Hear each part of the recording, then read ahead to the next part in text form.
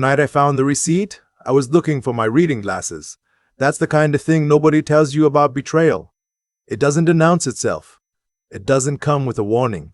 It slips in between the ordinary moments, between searching for your glasses and making a cup of decaf. And by the time you understand what you're holding, the whole shape of your life has already changed. I'm 63 years old. I retired 2 years ago after 31 years teaching high school history in Dayton, Ohio. My wife Lorraine used to joke that I was the only man she knew who could make the Cuban Missile Crisis sound like a bedtime story. She said it like it was a compliment.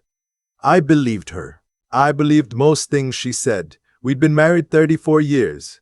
Long enough that I stopped thinking about whether the marriage was good or bad, the way you stop thinking about whether the air in a room is clean. You just breathe it. You assume it's fine. My son Trevor is 29. He works in IT, lives 40 minutes away, comes for Sunday dinner most weeks. He's quiet like me. Observant. He notices things I miss, which I suppose is relevant to everything that happened. The receipt was tucked into the inside pocket of my gray winter coat, the one I only wear when it drops below 20 degrees, which in Ohio doesn't happen until January. I pulled it out thinking it was a gas station slip. I collect them in pockets the way some men collect regrets, and I unfolded it and stood there in the hallway for a long moment. The Worthington Inn. Room 214, December 9th. December 9th. 3 nights. I'd been in Columbus that weekend visiting my brother, Phil. Lorraine had said she was staying home. Said she had a head cold and didn't feel up to the drive. I remembered the weekend very clearly because Phil's wife had made lamb stew and we'd watched the Bengals game and I had called Lorraine twice, one Saturday evening and one Sunday morning, and she'd picked up both times and sounded tired and a little stuffy, exactly like a woman with a head cold would sound. The receipt was for 2 people. There was a charge for room service. $67 on a Saturday night. I stood in the hallway until my knees started to ache, which they do now in the cold. Then I folded the receipt exactly as it had been folded. I put it back in my coat pocket. I hung the coat up. I walked into the kitchen and finished making my decaf. Lorraine was in the living room watching a home renovation show. I could hear the host talking about open concept floor plans. I sat down at the kitchen table and I drank my coffee and I thought about 34 years. The thing about teaching history is that you learn, pretty early, that the story you hear first is never the whole story. There's always something underneath, a motive that makes the surface events make sense. I had taught that principle to teenagers for 3 decades. I had never once thought to apply it to my own home. I didn't confront her that night. I didn't confront her that night. I didn't confront her the next night either. Instead, I called Trevor. I want to be careful here about how I say this, because it matters.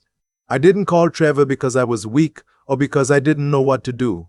I called him because something in me already suspected that what was on that receipt was not the whole story. And I knew. I don't know how I knew, but I knew that Trevor might already have pieces I didn't. He picked up on the second ring. Dad. Hey, what's up? You got time to talk? There was a pause. A specific kind of pause. Not confusion. Something else. Yeah, he said. I've got time. He drove over that night. Didn't ask questions on the phone. Just said he'd be there in 40 minutes and hung up. Lorraine had already gone to bed when he knocked on the side door, the one that opens into the garage, the one we've always used as the family entrance, and I let him in, and we sat at the kitchen table, and I put the receipt down between us. He looked at it for a long time. Then he said, "How long have you known?" "Since this afternoon," I said. "How long have you?" He rubbed his hand over his face. He does that when he's uncomfortable. He's done it since he was about 12. 6 weeks, he said. "I'm sorry, Dad. I wasn't sure. And then I was sure, and I didn't know how to tell you." I asked him to tell me everything. His name was Garrett Flynn. He was 51 years old, divorced, no children. He worked in commercial real estate. He and Lorraine had apparently been, I'm still not sure exactly what word to use, involved is the word I'll use, for somewhere between 8 months and a year. Trevor had found out because he'd borrowed Lorraine's laptop in October to print something when his printer was down, and the browser window had been left open. He'd seen enough to understand what he was seeing. He'd been carrying it alone for 6 weeks. I thought about that. My son, 29 years old, sitting with this thing by himself for 6 weeks because he didn't know how to tell me. "You should have told me," I said. "I know," he said. "I know," he said. "I'm not angry at you," I said. And I meant it. "I'm angry at you," I said. And I meant it. "I'm angry at her." We sat there for a while. Outside, a car passed. The refrigerator hummed. The kitchen looked the same as it had always looked. "What do you want to do?" Trevor asked. And that's when I said the thing that surprised both of us. "I want to do this right," I said. "I don't want to blow up and have nothing to show for it. I want to know the whole picture first." Trevor nodded slowly. Then he said, "I might be able to help with that." My son, as I mentioned, works in IT. More specifically, he works in network security. I won't go into details about exactly what he did over the next 3 weeks, because I'm not entirely sure it was all strictly legal, and because it doesn't entirely matter. What matters is that by the second week of January, we knew quite a bit more than we'd known before. Garrett Flynn was not just the man my wife was seeing. He was also a man who had, sometime in the past year, begun having conversations with Lorraine about our finances. I need to explain our situation because it's relevant. When I retired, I had a decent pension from the school district. We also had savings, money I had been careful about for 30 years, money put away steadily in a 401k, and some additional accounts I managed myself. The house was paid off. We were comfortable. Not wealthy, but comfortable in the way that people who have been careful their whole lives are comfortable. At some point, Trevor found the email threads. Lorraine had told Garrett about the accounts. Not everything, but enough. There were conversations about the future, about what things might look like eventually, about whether certain assets were in both names. The house was in both names. 3 of the accounts were in my name only. One joint savings account had about $40,000 in it. I sat with that information for 2 days. On a Wednesday night in January, I drove over to Phil's house and I told him everything. Phil is 68, retired from the post office, and the most clear-headed person I have ever known. He didn't interrupt. He didn't offer opinions until I finished. When I finished, he was quiet for about 30 seconds. Then he said, "Have you talked to an attorney?" I had not. "That's the first thing," he said, "before anything else."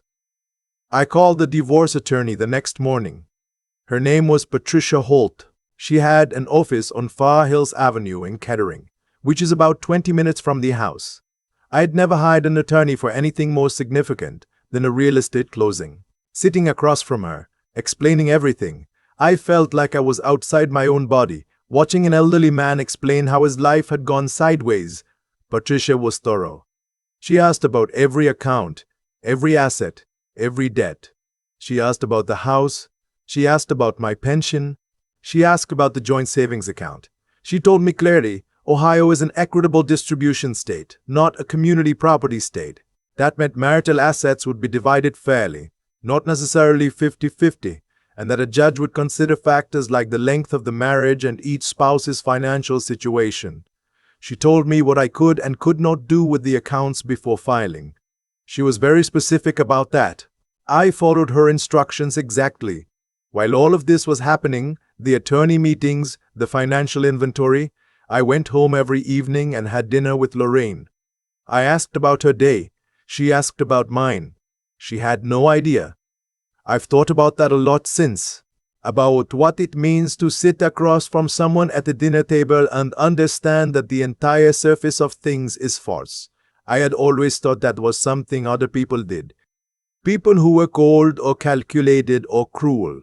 I didn't think it was something I was capable of. But I also thought about what would have happened if I'd come home that first night and confronted her the way my instincts told me to.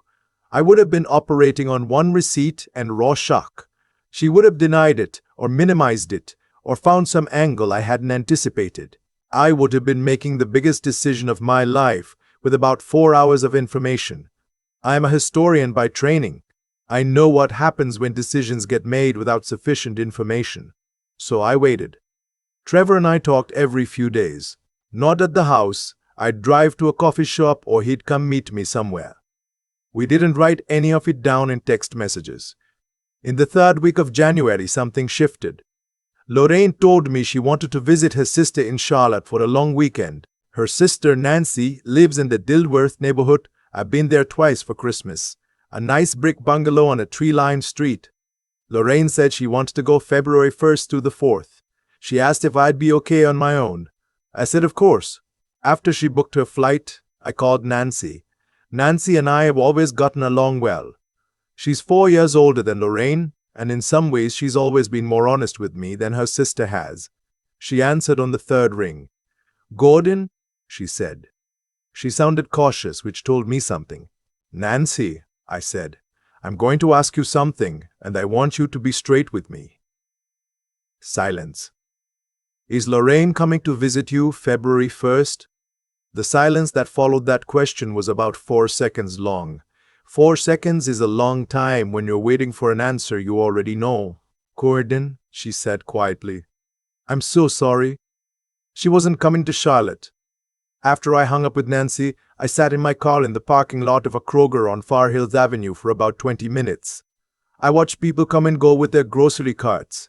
A woman in a red parka was having trouble with a cart that kept pulling to the left. An older man came out carrying a single bag. Ordinary life, everywhere you looked. I called Trevor. "She's not going to Charlotte," I said. He was quiet for a moment. "Then, I know. Garrett Flynn has a place in Sarasota. I found a reservation. Florida. In February." While I sat in our house in Dayton in the cold. "Okay," I said. "Dad, are you okay?" "I'm going to be," I said. "Is everything ready?" He knew what I meant. We'd been working toward this. Patricia had filed the paperwork. The financial accounts I needed to move had been moved, lawfully, within the parameters she'd given me. The joint savings account was what it was. That would be settled equitably. But the accounts in my name only, my pension, those were protected. "Everything's ready," Trevor said. "Then we let her go to Florida," I said. "I mean, she comes back, we do it right." She left on a Saturday morning. I drove her to the airport myself. She kissed me on the cheek before she got out of the car. I told her to have a good time. She said she would. I watched her walk to the sliding doors with her carry-on, and I sat there for a moment in the cell phone lot, and I let myself feel it, all of it, for about 10 minutes. The 34 years. The kitchen table, the way she'd laughed at my Cuban Missile Crisis joke the first time she'd heard it, the way things had felt once, before I understood what I'd been breathing. Then I drove home and called Phil and we went to the Cracker Barrel on Wilmington Pike and had breakfast because that's the kind of men we are. She came back on Tuesday evening. I picked her up from the airport. She looked rested and tanned, which I noticed without saying anything. She talked during the drive home about the weather in Charlotte, which she did not correct to Florida even once. We had dinner. We watched television. We went to bed. Wednesday morning, after she'd had her coffee, I asked her to sit at the kitchen table. She looked at me and something shifted in her face. Just a small shift, like a door moving slightly in a draft. And she sat down. I put 3 things on the table. The receipt from the Worthington Inn, a printout of the email thread Trevor had found, the relevant parts only, the parts about the accounts and the future, and a copy of the divorce petition that Patricia Holt had already filed. Lorraine looked at the 3 things on the table. She didn't say anything for a long time. "Pardon," she started. "I don't need you to explain," I said. I was surprised by how steady my voice was. "I need you to understand that I know. All of it. The emails," she said. "Those were private." "So are our accounts," I said. She was quiet. I told her Patricia Holt's name and her number, and that I'd recommend she get her own attorney before anything else. I told her the filing had already been served to her, which was true. She just hadn't checked the mail since she'd been away. I told her I'd already made arrangements to move my things to Phil's house, which I'd been doing gradually, over the past 2 weeks, a few boxes at a time. She started to cry. I'd expected that. 34 years, Gordon. I know, I said. I know exactly how long it was. I drove to Phil's that afternoon. It's been 4 months now. The divorce isn't final yet. These things take time, especially when there's property and a pension involved, but it's moving. Patricia says we're on track. The house will be sold and the equity split. The accounts in my name will stay. My pension, which I paid into for 31 years, will be factored in. But I retired with what I planned for and I understand the math. Garrett Flynn, from what I understand, has moved on to something else. That too, I had expected. Trevor comes for dinner on Sundays. I cook now, which I'm learning, and I'm not particularly good at it yet, though Phil says that chili has potential. We watch football. We don't talk about it much. There isn't much left to say. People ask me sometimes, usually people have heard pieces of the story, whether I'm angry, whether I regret waiting, or not confronting her that first night, or any of it. I tell them the truth. I'm not angry anymore. I was, for a while, deeply and cleanly angry in a way I hadn't felt since I was a young man. And I let myself have that. But anger is a fire, and if you don't manage it, it burns down things you didn't mean to burn. What I am, most days, is clear. Clearer than I've been in years, maybe longer. There's something about having the floor drop out from under you and finding your footing anyway that changes the way you stand. I told my students for 31 years that history is not just what happened. It's what people decided to do with what happened. The decisions made under pressure with incomplete information, with everything on the line. I'm 63 years old. I'm still making history. I've been thinking a lot lately about the word patient. Not in the medical sense, though at 63 that meaning comes up more than I'd like, but in the older sense. The sense of enduring something without being destroyed by it. When I found that receipt tucked in my coat pocket, my first instinct was to walk into the living room and put it on the coffee table and let it land like a grenade. I'm not ashamed to admit that. 34 years, and that's where my gut went, to the explosion, to making sure she understood, immediately, that I knew. I didn't do it. Not because I'm a cold man or a calculating one. I did it because I've spent a lifetime studying what happens when people act on the worst moment of their worst day. History is full of it. Decisions made in rage, in grief, in shock. And almost none of them hold up. Almost none of them get the person what they actually needed. What I needed wasn't the scene. I needed the truth. The whole truth, not just the piece of it that fit on a folded piece of paper from a hotel in Columbus. Trevor knew. He'd been sitting with it for 6 weeks alone because he loves me and didn't know how to hand me something that heavy. When I think about that, my son, 29 years old, carrying that by himself, I feel something I don't have a clean word for. Proud of him. Grateful. A little heartbroken that it came to that at all. But he didn't run from it. When I called him, he came. When I asked him to tell me everything, he did. And when I said I wanted to do this right, he understood exactly what that meant, and he helped me. That's what I keep coming back to, the choice to do something right, even when every part of you wants to do it fast. Lorraine made choices too, over months, maybe longer. She made choices, small ones at first, probably, the kind that feel harmless in the moment and only reveal their full weight later. One conversation became another. One secret became a plan. And at some point, the man she built a life with became, in her mind, a problem to be managed, rather than a person to be honest with. I don't know exactly when that happened. I'm not sure it matters now. What matters is what I did with what I found out. I didn't let shame make me passive. I didn't let anger make me reckless. I asked for help, from my son, from my brother Phil, from an attorney who knew the law better than I did. I gathered the whole picture before I moved. And when I finally sat down across from Lorraine at that kitchen table and put those 3 things between us, I wasn't acting out of panic. I was acting out of clarity. There's a difference. The difference is everything. I'm not standing here telling you I handled it perfectly. I'm telling you I handled it deliberately. And at 63, after a life in classrooms and 34 years in a marriage I thought I understood, I've come to believe that deliberate is the best any of us can do. Dignity, I think, is less about how you feel and more about what you choose. You don't always get to choose what happens to you. You do get to choose what you do next. I chose to know the full story before I spoke. I chose to protect what I'd spent a lifetime building, legally and carefully. I chose to let my son be my ally instead of my burden. I chose, when it was all over, to sit at Phil's kitchen table and eat breakfast and keep going. That's all I had. It turned out to be enough.